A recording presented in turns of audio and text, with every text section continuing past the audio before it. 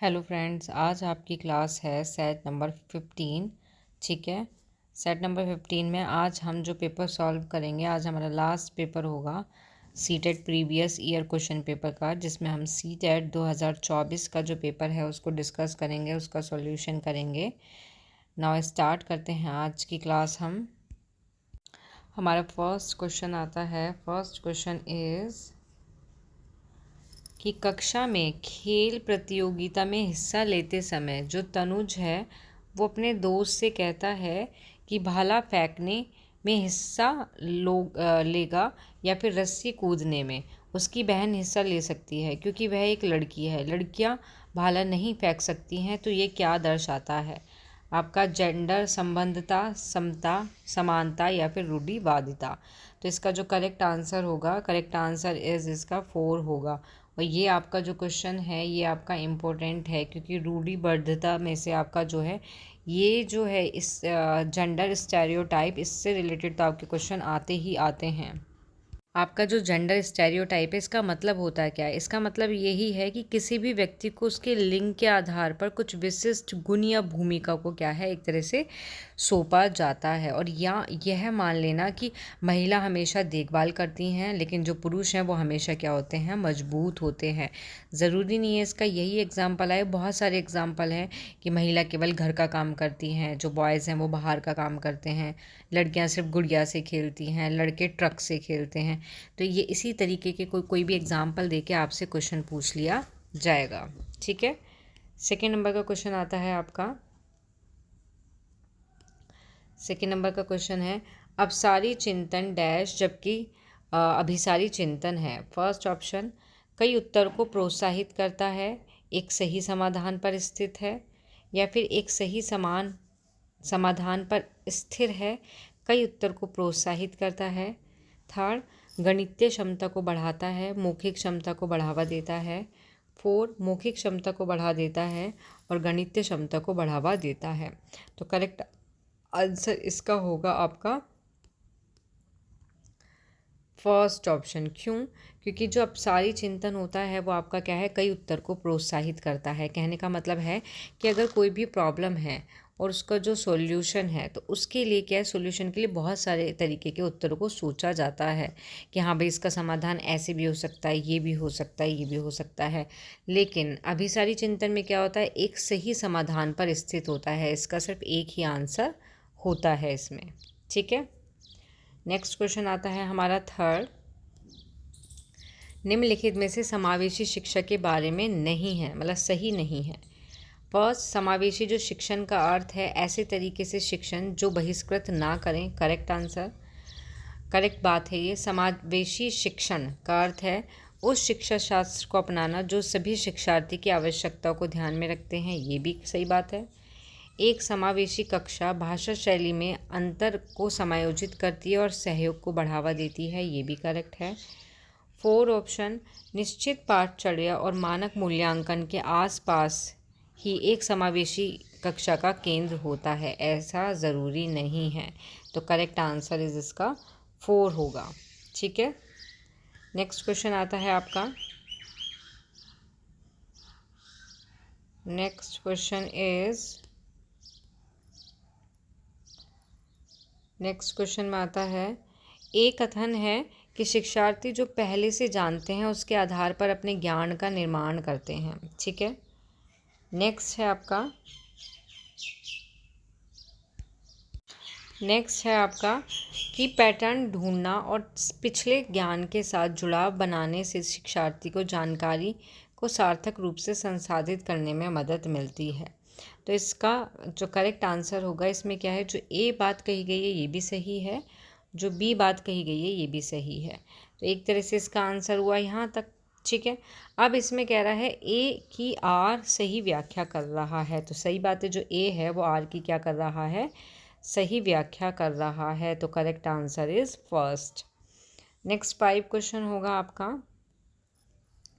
First कथन है कि बच्चे द्वारा बचपन अलग अलग संस्कृति से अलग अलग तरह से अनुभव किया जाता है।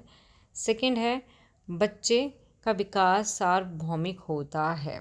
तो आपका 5 का करेक्ट आंसर होगा आपका थर्ड, कि जो ए है वो तो सही है, करेक्ट बात है, ठीक है। लेकिन जो बी है, बच्चे का जो विकास है वो सार्वभौमिक कारण से किया जाता है, ये क्या है, ये गलत है, ठीक है। 6 नंबर का क्वेश्चन आता है आपका, अभिप्रेरणा के आरोपण सिद्धांत का जो अनुसार किससे लगातार कोशिश और बेहतर प्रदर्शन की संभावना है। सफलता के लिए आंतरिक आरोपण, असफलता के लिए बाहरी, सफलता के लिए बाहरी, असफलता के लिए आंतरिक, या फिर दोनों के लिए आंतरिक, या फिर दोनों के लिए बाह्य। तो करेक्ट आंसर इसका होगा, करेक्ट आंसर इसका होगा थर्ड, कि सफलता और असफलता दोनों के लिए आंतरिक आरोपण, ठीक है। 7 नंबर का क्वेश्चन आता है आपका, निम्नलिखित में से कौन सा प्रगतिशील शिक्षा का एक प्रमुख सिद्धांत है। बात की जा रही है यहाँ पे प्रोग्रेसिव एजुकेशन की। छात्र के सीखने को मापने के लिए मानकीकृत परीक्षण सबसे अच्छा तरीका होता है, या फिर छात्र को अपने शिक्षकों से ज्ञान का निष्क्रिय प्राप्त करता होना चाहिए, या सीखना प्रमाणिक कार्य पर आधारित होना चाहिए, या फिर पाठ्यचर्या पूर्व निर्धारित और सार्वभौमिक होनी चाहिए। तो 7 का करेक्ट आंसर होगा आपका 3, कि जो सीखना है वो learning should be based on authentic task पे, प्रमाणिक कार्य पर क्या होनी चाहिए, आधारित होनी चाहिए। 8 नंबर का क्वेश्चन आता है आपका, विकास के किस पहलू में तर्क चिंतन समस्या समाधान की व्याख्या की जाती है। फर्स्ट, सामाजिक, नैतिक, संज्ञानात्मक, या फिर गतिक। तो आपका 8 का करेक्ट आंसर होगा आपका सेकंड, संज्ञानात्मक विकास की, ठीक है। 8 नंबर का क्वेश्चन है वाइगॉस्ट की से क्वेश्चन बहुत देखने को मिलते हैं, हर एक पेपर में देखने को मिला है। टॉपिक इम्पोर्टेंट है, मिस मत करना, इसको पढ़ना अच्छे से। वाइगॉस्टकी प्रस्तावित करते हैं कि डैश बच्चों में स्वयं नियम के लिए महत्वपूर्ण है, सेल्फ रेगुलेशन के लिए क्या है, महत्वपूर्ण है। असंतुलन, अनुकूलन, निजी वाक, या फिर संगठन। तो 9 का करेक्ट आंसर होगा इसमें 2, कि जो निजी वाक होते हैं सेल्फ रेगुलेशन के लिए, ठीक है। 10 नंबर का क्वेश्चन आता है हमारा, फर्स्ट कथन कहता है कि लॉरेंस कोहलबर्ग के नैतिक विकास का जो सिद्धांत है, इसमें बच्चे कार्य को उनके परिणाम के आधार पर अच्छा बुरा समझते हैं, ठीक है। इस समझ पर पहुंचते हैं कि नियम कानून नमनीय हैं, बदले जा सकते हैं। लेकिन आर बोलता है, कोहलबर्ग का तर्क है कि नैतिक विकास क्रमिक रूप से चरणों में होता है आपका, ठीक है। तो 10 का जो करेक्ट आंसर होगा वो होगा आपका फर्स्ट, कि ए और आर दोनों ही सही बातें हैं, और जो आर है वो ए की सही व्याख्या कर रहा है, ठीक है। नेक्स्ट 11 क्वेश्चन आता है आपका, कि हार्वर्ड बहुबुद्धि में से भी आपका क्वेश्चन देखने को मिलता है कि गार्डनर के बहुबुद्धि सिद्धांत के अनुसार जो सेट बुद्धि और उसके संबंधित विशेषताओं के सही मेल का प्रतिनिधित्व है। अंतः व्यक्तित्व दूसरों को समझने और उनके साथ संबंध स्थापित करने में, तार्किक, गणितीय, नृत्य या क्रीड़ा संबंधी, संगीत, प्रदर्शन, रचना करने के कौशल, या फिर स्थानिक प्राकृतिक वातावरण की सराहना करने के कौशल के लिए। तो 11 का करेक्ट आंसर होगा आपका 3, ठीक है। नेक्स्ट जो क्वेश्चन आता है वो आपका 12 नंबर का क्वेश्चन आता है, जिसमें है कि निम्नलिखित में से कौन सा कथन अधिगम के लिए सही नहीं है। ध्यान देना है, अधिगम शिक्षार्थी के पूर्व ज्ञान पर निर्भर करता है। सेकंड, पूर्व वैचारिक स्कीम्स के पुनर्गठन से है, या फिर सामाजिक क्रिया द्वारा संसाधित होता है, या फिर एक प्रक्रिया नहीं है अपितु एक उत्पादक है। तो आपका 12 का करेक्ट आंसर होगा 4, कि ये क्या है, ये एक प्रोसेस नहीं है, जबकि ये क्या है, एक उत्पादक है, एक प्रोडक्ट है, ठीक है। ये इसका इनकरेक्ट आंसर है। नहीं की बात करिए तो नहीं के अकॉर्डिंग ये आपका सही रहेगा, क्योंकि ये बात भी सही है, ये भी सही है, ये भी सही है, गलत है। नेक्स्ट क्वेश्चन आता है आपका, निम्न में से कौन सा कारक समस्या समाधान को बढ़ाता है? अपसारी चिंतन, निष्क्रिय अनुसरण, प्रतिक्रिया सेट या फिर कार्यात्मक स्थिरता। तो 13 का करेक्ट आंसर होगा आपका अपसारी चिंतन। इम्पोर्टेंट है, इसी में से क्वेश्चन आपको देखने को मिलते हैं अपसारी चिंतन में से। ठीक है। 14 नंबर का क्वेश्चन आता है आपका। 14 नंबर का क्वेश्चन है कोहलबर्ग का नैतिक विकास का जो सिद्धांत है उसके अनुसार किस स्तर पर बच्चे के आत्म केंद्रित किसी कार्य को करने में अपना ही लाभ है? पहले स्तर के पहले चरण, पहले स्तर के दूसरा चरण, दूसरे स्तर के तीसरे चरण या तीसरे स्तर के पांचवें चरण। तो 14 का करेक्ट आंसर होगा आपका सेकंड, कि पहले स्तर का जो दूसरा चरण है उसमें बच्चा आत्म केंद्रित होता है। ठीक है। 15 नंबर का क्वेश्चन आता है आपका। वंचित जो वर्ग से संबंधित विद्यार्थियों के समावेश के लिए विविध परंपराओं के प्रति जागरूकता और संवेदनशील को बढ़ावा देना चाहिए, या फिर पहचान आधारित रूढ़ियों और प्रमाणित को प्रोत्साहित किया जाना चाहिए, या फिर सामाजिक संबद्धता के आधार पर कक्षा में अलगाव करना चाहिए, या फिर समान क्षमताओं के आधार पर विद्यार्थी को समूह में विभाजित कर देना चाहिए। वंचित वर्ग के अकॉर्डिंग समावेशी के लिए बात हो रही है, इंक्लूसिव के लिए आपकी। तो 15 का करेक्ट आंसर होगा आपका फर्स्ट ऑप्शन। ठीक है, कि परंपरा के प्रति जागरूक करो और संवेदनशील को बढ़ावा दो। ठीक है। 16 नंबर का क्वेश्चन आता है आपका। निम्नलिखित में से उपयोगी प्रतिपुष्टि की एक विशेषता कौन सी है? ये केवल एक कार्य के अंत में दी जाती है, व्यापक सामान्य है, केवल परिणाम पर केंद्रित है, या फिर एक सामयिक विशिष्ट होती है। तो 16 का करेक्ट आंसर होगा आपका 4। ठीक है, कि ये टाइमली और स्पेसिफिक होती है। 17 नंबर का क्वेश्चन आता है हमारा। समिष्ट सिद्धांत कहता है कि शैशवावस्था में, ठीक है, अंग हाथ और पैर की तुलना में तेज़ी से बढ़ते हैं, विकास सिर से पैर की ओर होता है, भाषा का विकास तेज़ी से होता है क्योंकि वह विकास के लिए संवेदनशील है, या फिर सूक्ष्म गतिक कौशल के विकास के साथ शारीरिक विकास तेज़ी से होता है। 17 का करेक्ट आंसर है फर्स्ट, कि अंग हाथ और पैर की तुलना में तेज़ी से बढ़ते हैं। ये जो सिद्धांत है, निरंतरता का सिद्धांत, समिष्ट का सिद्धांत, शीर्ष का सिद्धांत, एकीकरण का सिद्धांत, ये सारे सिद्धांत मैंने थ्योरी में कराए हुए हैं। ठीक है, तो जिसको भी थ्योरी पढ़नी हो वो हैशटैग लगा के सीटेट 2025 CDP प्लेलिस्ट, ठीक है, ये ओपन करेंगे तो उसमें प्लेलिस्ट आ जाएगी जिसमें सारे टॉपिक्स को थ्योरी वाइज अच्छे से समझाया गया है। नेक्स्ट 18 नंबर का क्वेश्चन आता है आपका, जिसमें ए ऑप्शन है हमारा कि विद्यार्थी पाठ्यक्रम को विद्यार्थी के सांस्कृतिक ज्ञान को उचित स्थान और मूल्य देता है। सेकंड है, विद्यार्थी को उनकी सांस्कृतिक पहचान को बनाए रखने के लिए समर्थन प्रदान प्रतिक्रिया को सुगम बनाता है। तो करेक्ट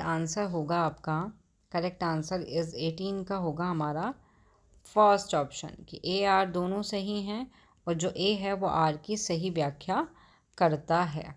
ठीक है, मोस्टली मैंने देखा है कि जितने भी प्रीवियस ईयर के एग्ज़ाम हैं उसमें क्या होता है, सबका नहीं बोल रही, 99% जो मैंने नोटिस किया है उसमें ए और आर दोनों ही ऑप्शन सही हैं मोस्टली। आपको बस ध्यान देना है इस चीज़ में कि ए आर की व्याख्या कर रहा है या नहीं करता है, या फिर नहीं करता है। ठीक है। नेक्स्ट 19 नंबर का क्वेश्चन आता है आपका।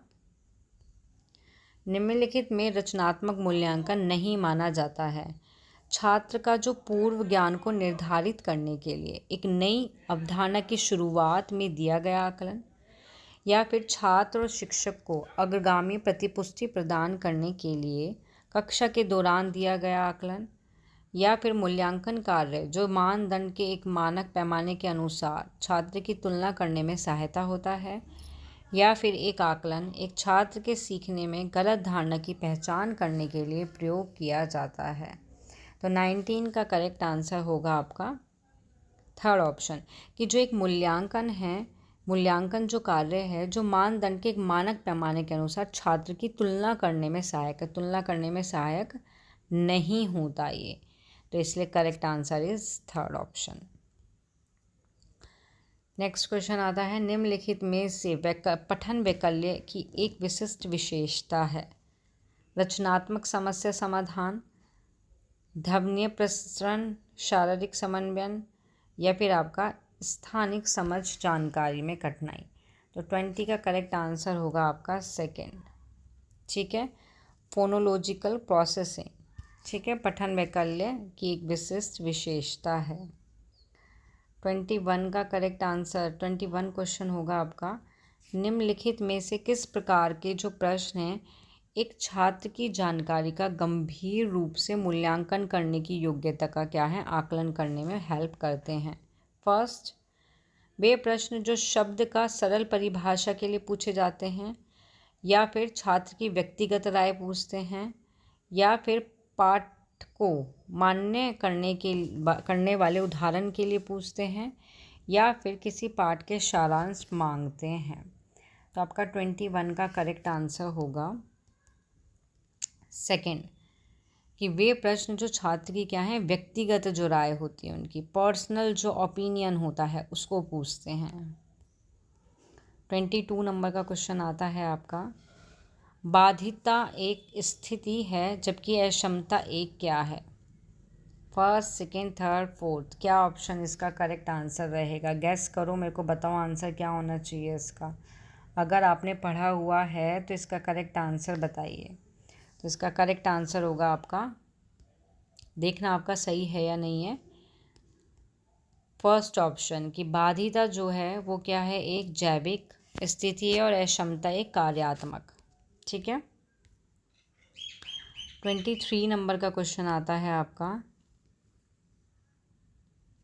निम्नलिखित में से कौन सा कथन संज्ञान और भावना के बीच के संबंध को उपयुक्त रूप से परिभाषित करता है? फर्स्ट, किसको परिभाषित करता है? संज्ञान और भावना के बीच का जो संबंध है। तो संज्ञान और भावनाएं दोनों स्वतंत्र प्रणाली हैं, या फिर एक दूसरे से पारस्परिक रूप पर निर्भर करती हैं, या फिर एक दूसरे विपरीत सत्य नहीं है, या फिर विपरीत सत्य है इसका। 23 का करेक्ट आंसर होगा ये इसका सेकंड ऑप्शन, कि भावना और संज्ञान आपस में एक दूसरे पर क्या है निर्भर होती हैं। ठीक है, 24 नंबर का क्वेश्चन आता है, प्राथमिक कक्षा में भाषा का विकास किस प्रकार संसाधित होता है? भाषा विकास के बारे में बात कर रहे हैं प्राइमरी क्लास के लिए, कि जब शिक्षक अमूर्त अवधारणा को संदर्भित करने के लिए ठोस उदाहरण देता है। सेकंड, औपचारिक भाषा के प्रयोग पर जोर देता है और लागू करता है। थर्ड, मातृभाषा की अवहेलना करता है, उपेक्षा करता है। या फोर्थ, मूर्त वस्तु के बजाय संकेत और प्रतीकों से शुरू करते हैं। तो 24 का करेक्ट आंसर होगा इसका फर्स्ट ऑप्शन। ठीक है, 25 क्वेश्चन आता है, निम्नलिखित में से आंतरिक अभिप्रेरणा का सही वर्णन करता है? मैंने प्रेरणा में मोटिवेशन में आंतरिक और बाह्य दोनों को एक्सप्लेन करा है थ्योरी में, तो आप देख लेना उसको, प्लेलिस्ट में जाके क्लासेस हैं। फर्स्ट ऑप्शन आता है अभिप्रेरणा जो बाहरी पुरस्कार से आती है, या फिर कार्य के व्यक्तिगत आनंद से आती है, या फिर आपके दूसरों के साथ प्रतिस्पर्धा से आती है, या फिर दंड के भय से आती है। 25 का करेक्ट आंसर होगा आपका सेकंड, कि अभिप्रेरणा मोटिवेशन जो है वो कार्य के व्यक्तिगत जो आनंद होता है उससे आती है। ठीक है, 26 का क्वेश्चन है, निम्नलिखित में से आलंबन के उदाहरण हैं? स्कैप फोल्डिंग के, स्कैप फोल्डिंग भी आपका जो है इम्पोर्टेंट है। ठीक है, इसको अच्छे से पढ़ के जाना एग्ज़ाम में। फर्स्ट, बोल कर सोचो। सेकंड, आधा हल किया हुआ उदाहरण। थर्ड, संकेत इशारे, या फिर रटकर दोहराव। तो 26 का करेक्ट आंसर होगा इसमें आपका थर्ड ऑप्शन कि क्या है, बोल कर सोचो। ठीक है, उसके बाद आपका क्या आता है, ये आपके सारे ऑप्शन क्या हैं, करेक्ट हैं। नेक्स्ट आपका 27 नंबर का क्वेश्चन आता है, विकास